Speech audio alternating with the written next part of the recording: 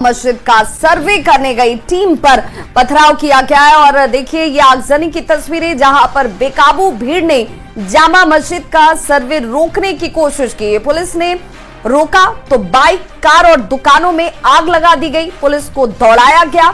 रुक रुक कर करीब 4 घंटे तक पुलिस टीम पर पथराव किया जाता रहा। संभल में ये बवाल यूपी चुनाव के नतीजे आने के एक दिन बाद हुआ है। मौके पर डीआईजी मुरादाबाद मुनिराज के साथ साथ एडीजी जोन बरेली रमित शर्मा भी पहुंच गए हैं और 3 कंपनी पीएसी को भी तैनात कर दिया गया है।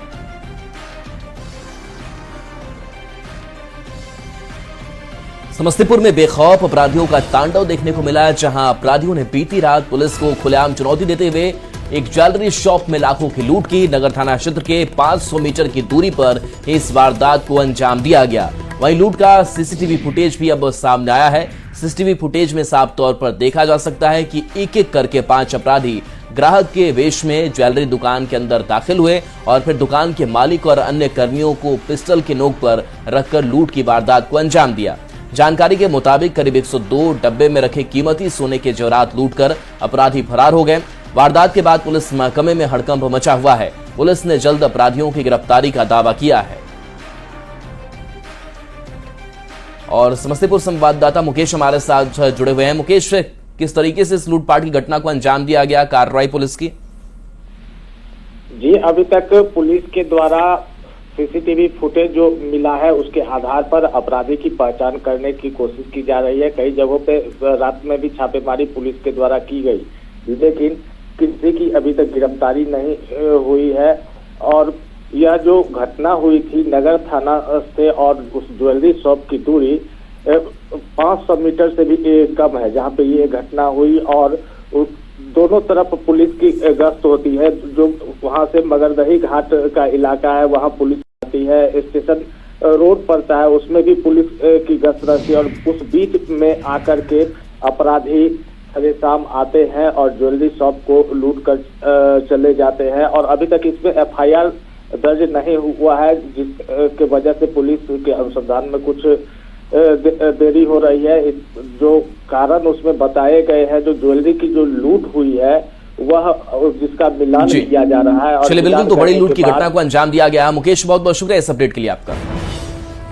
वहीं बड़ी खबर बिहार के सीतामढ़ी से, जहां पर शराब माफिया और पुलिस के बीच मुठभेड़ हुई है। दोनों तरफ से कई राउंड फायरिंग, एक शराब तस्कर और एक पुलिसकर्मी को इस दौरान गोली भी लगी है। 2 शराब माफिया बताए जा रहे हैं गाड़ी पर लोडेड शराब के साथ गिरफ्तार किए गए हैं। नगर थाना के सुंदरपुर खोरोना के पास ये मुठभेड़ हुई। एसडीपीओ सुशील कुमार ने इसे लेकर जानकारी दी है। और सूत्रों के हवाले से बड़ी खबर है, हेमंत सोरेन आज दावा पेश कर सकते हैं। सरकार बनाने का दावा पेश किया जा सकता है। खबर है कि शाम 4 बजे इंडी अलायंस के नेता राजभवन पहुंच सकते हैं। सीएम आवास पर समर्थन पत्र पर हस्ताक्षर की प्रक्रिया भी पूरी की जाएगी और उसके बाद राजभवन पहुंच करके इंडी अलायंस के जो नेता हैं वो सरकार बनाने का दावा पेश करेंगे। राज्यपाल समय देंगे, उसके बाद शपथ ग्रहण होगा। रांची संवाददाता अविनाश कुमार हमारे साथ जुड़े हुए हैं। अविनाश, अब क्या तैयारी इंडी अलायंस के नेताओं की तरफ से राजभवन तक पहुंचने का? देखिए, 2 तरह की तैयारी यहाँ चल रही है। पहला तो ये कि इस वक्त सीएम हेमंत सोरेन के आवास पर इंडिया गठबंधन के जितने भी निर्वाचित विधायक हैं, चाहे वो जेएमएम की बात करें, कांग्रेस की बात करें, आरजेडी की बात करें, वो तमाम विधायक यहाँ पहुंच रहे हैं। बहुत संख्या में लोग पहुंच चुके हैं।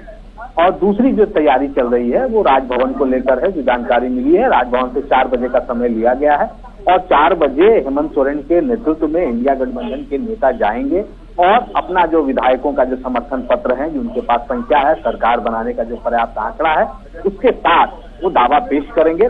और ये उम्मीद की जा रही है कि अगले 2 दिनों के अंदर ही सरकार शपथ ले सकती है। हेमंत सोरेन के नेतृत्व में यहाँ पर सरकार का गठन होगा, शपथ ग्रहण होगा। और जिसको लेकर हम ये कह सकते हैं कि जो इस वक्त सीएम आवास में जो रणनीति बनाई जा रही है, अब उसमें ये देखना होगा कि कैबिनेट में किनको किनको जगह मिलती है। कुछ विधायक अभी नहीं पहुंचे हैं, जैसे अगर हम माले के 2 विधायकों की बात करें, मिर्जा और सिंधु, अरुण चटर्जी और बबलू महतो, दोनों से जो बातचीत हुई वो रास्ते में है, वो पहुंचेंगे। इसी तरह पाकुड़ से भी निशात आलम जो है वो अभी रास्ते में है। तो बहुत सारे विधायक अभी पहुंचने भी हैं, इसलिए मैंने ये कहा कि जो हस्ताक्षर की भी जो प्रक्रिया होती है, आप जब समर्थन पत्र देते हैं राजभवन में राज्यपाल को, उसमें तमाम विधायकों के हस्ताक्षर होते हैं। तो थोड़ा इंतजार यहाँ हो रहा है, मीटिंग भी चल रही है। और बिल्कुल अविनाश, तो औपचारिकताएं जो है वो समर्थन पत्र की वो पूरी की जाएगी और उसके बाद से राजभवन की ओर कूच किया जाएगा। बहुत बहुत शुक्रिया इस अपडेट के लिए।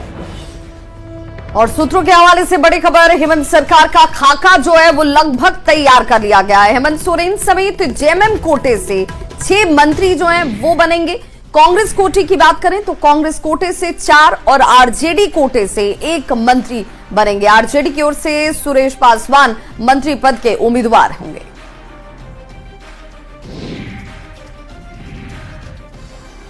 और देखिए इस बीच पटना से बड़ी खबर है, जहां नेता प्रतिपक्ष तेजस्वी यादव ने उपचुनाव पर बड़ा बयान दिया है। तेजस्वी यादव ने कहा कि बीजेपी की ये आखिरी जीत है, इसके बाद ये लोग नहीं जीतेंगे। उन्होंने कहा कि बीजेपी ने नीतीश कुमार को गुमराह किया, लेकिन हम कभी बीजेपी के सामने झुकेंगे नहीं। झारखंड में हारे हैं और ये बाय इलेक्शन का जो चुनाव था, जो बिहार में जो उपचुनाव था, ये इन लोगों का अंतिम ही जीत है। इसके बाद ये लोग जीतने वाले नहीं। वहीं हेमंत बिश्व शर्मा ने सोशल साइट एक्स पर वीडियो पोस्ट कर कहा, झारखंड में हार मेरे लिए व्यक्तिगत रूप से बहुत दुखद है। भले ही हमने असम में सभी 5 उपचुनावों में जीत हासिल की, मैंने झारखंड में हमारे कार्यकर्ताओं के अटूट समर्पण और अथक प्रयासों को देखा है, जिन्होंने इस चुनाव में अपना सब कुछ झोंक दिया। हमारे कार्यकर्ताओं के लिए मेरा विशेष संदेश, उनकी सुरक्षा हमारी प्राथमिकता है और असम से उनका ये मित्र हमेशा उनके साथ खड़ा रहेगा। जब भी कोई काम में हम असफल होता हूं, वही आगे वाला दिन का सफलता का बुनियाद बन जाते हैं। मैं आज भी समझता हूं कि घुसपैठियों का जो समस्या है वो आने वाला दिन में झारखंड को बहुत ज्यादा क्षति पहुंचाने वाला है। झारखंड में खूब सारे समय बिताए, कुछ मिशन में गए थे, सफल नहीं हुए, लेकिन आप लोगों का प्यार और मोहब्बत हमेशा मेरा याद रहेगा। और असम में आप लोग जब भी आते हो, अब हमेशा आप लोग याद कीजिए कि आपका कोई दोस्त असम में है। गांडी विधानसभा से कल्पना सोरेन ने जबरदस्त जीत हासिल करते हुए बीजेपी की मुनिया देवी को हराया। जीत के बाद कल्पना सोरेन काफी उत्साहित नजर आई। जीत की सूचना मिलते ही तुरंत रांची के लिए रवाना हुई।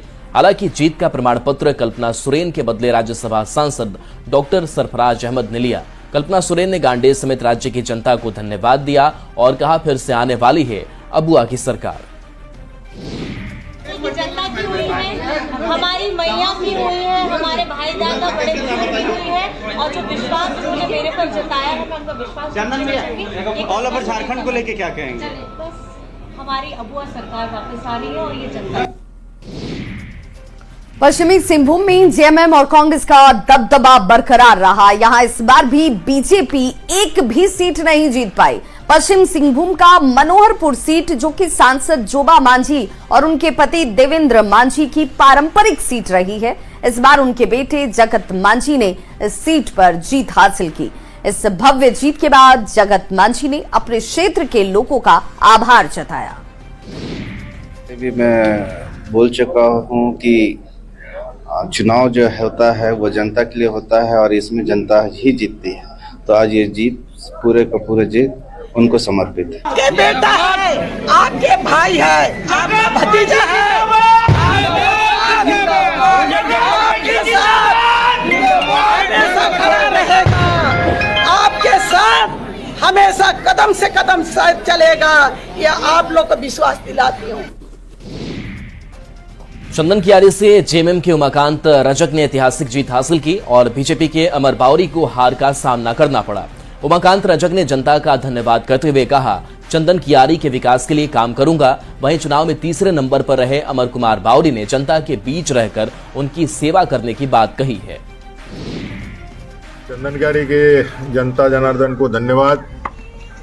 आपने जितना भी मत दिया है वो सारे मतों का और जो निर्णय लिया है उसका मैं स्वागत करता हूं, अभिनंदन करता हूं, जीतने वाले को बधाई देता हूं। और जो कमियां रह गई है मुझसे, भारतीय जनता पार्टी के कार्यकर्ताओं से, उन कमियों को खोज करके आपकी सेवा में पुनः लगातार आपके बीच रहने का वायदा करता हूं। तो पूरे झारखंड प्रदेश से स्वीकार किया है कि झारखंड के जो मुख्यमंत्री, यशस्वी मुख्यमंत्री जी ने आम आदमी, हर परिवार को जो राहत पहुंचाया है और उस राहत से जो लाभान्वित हुए हैं लोग, उन लोगों का आशीर्वाद हेमंत सोरेन जी को लगा है और फिर पुनः हेमंत सोरेन जी को सरकार में काम करने के अवसर। उमाकांत रजक ने जो वादा किया था कि नया चंदनकारी बनाएंगे, तो 2009 से 14 के बीच में एक नया चंदनकारी का स्वरूप दिया और जनता ने फिर एक मौका दिया है। उस मौका को सकारात्मक रूप से काम करने का काम करेंगे। कोलेबिरा विधानसभा सीट से लगातार तीसरी बार भारी बहुमत से जीत हासिल करने के बाद नमन विस्कल को गांधी ने मिस्सा पूजा की और तीसरी पारी की शुरुआत करते हुए अमन चैन की दुआ मांगी। वाला तो ऊपर वाला होता है और जब तक किसी काम में ईश्वर की मर्जी ना हो, उसका आशीष ना हो, तो सारा काम व्यर्थ होता है। इसलिए सबसे पहले आज चर्च में जाकर परमेश्वर को धन्यवाद अर्पण। प्रधानमंत्री नरेंद्र मोदी ने आज मन की बात की। बता दें कि आज 116वीं कड़ी में प्रधानमंत्री नरेंद्र मोदी ने अपनी बात रखी और बिहार के गोपालगंज का भी उन्होंने जिक्र किया।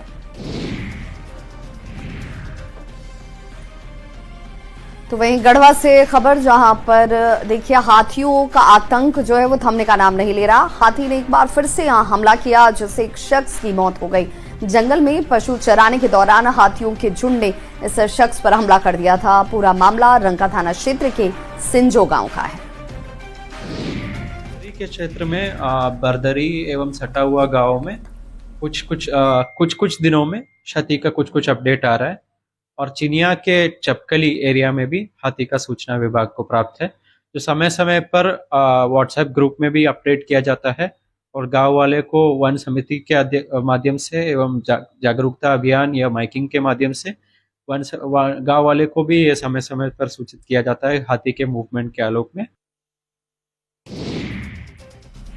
लातेहार से खबर है, जहां यहां अपराधियों ने जमकर तांडव मचाया है। जिले में कोयला लदे हाईवा पर फायरिंग की गई, जिसमें गाड़ी के ड्राइवर को गोली लग गई। घटना के बाद पुलिस ने कई गोली के खोखा बरामद किए और पुलिस पूरे मामले की जांच में जुटी है। बिहार विधानसभा के 4 सीटों के लिए उपचुनाव में एनडीए को मिली भारी जीत के बाद मुख्यमंत्री नीतीश कुमार की लोकप्रियता एक बार फिर से साबित हुई। बिहार विधानसभा चुनाव के ठीक 11 महीने पहले नीतीश कुमार के नेतृत्व में एनडीए ने जो जीत हासिल की है, उससे नीतीश कुमार के नेतृत्व पर एक बड़ी मोहर लग गई। एनडीए के नेता अब यहां तक दावा करने लगे हैं कि जब तक नीतीश कुमार हैं तब तक बिहार में न केवल वह मुख्यमंत्री बने रहेंगे, बल्कि एनडीए भी सत्ता में काबिज रहेगी। हालांकि विपक्ष एनडीए के दावे को झुठलाने में लगा है। और माननीय नरेंद्र मोदी जी के द्वारा जो लगातार बिहार को विकास के लिए मदद दिया जा रहा है और भारत सरकार ने अपना खजाना का पिटारा खोल दिया है बिहार के लिए, जनता समझ रही है कि नरेंद्र मोदी जी के सहयोग से और नीतीश कुमार जी के नेतृत्व से ही विकास बिहार में होगा। इन उपचुनाव में चारों सीटों पर अलग अलग परिस्थितियां थी और महागठबंधन की तरफ से संयुक्त रूप से कोई ऐसा प्रयास नहीं दिखा जो होना चाहिए था और उन परिस्थितियों का लाभ कहीं न कहीं बीजेपी और एनडीए उम्मीदवारों को मिल गया। कई जगह जनसुराज को जो वोट मिला है वो वोट हम लोग को नुकसान कर गया है, कुछ जगहों पर ऐसा देखने को मिला है। मैं समझता हूँ इस पूरे परिणाम की व्यापक समीक्षा की आवश्यकता है बिहार के संदर्भ में। जो 19 वर्ष तक सत्ता में रहे, हर व्यक्ति विरोधी भी उम्मीद नीतीश कुमार जी से करता है। जो ही होता है कि नीतीश कुमार जी अब सत्ता में नहीं रहेंगे तो जो वोटवा नहीं दिया है ना, उसका डैना ज्यादा फड़कने लगता है, एकदम बेचैन हो जाता है कि अब क्या होगा बिहार का। अरे नीतीश कुमार जी जब तक हैं तब तक मैं मुख्यमंत्री रहूंगा, जब तक नीतीश जी हैं तब तक एनडीए मजबूती के साथ सरकार चलाती रहेगी।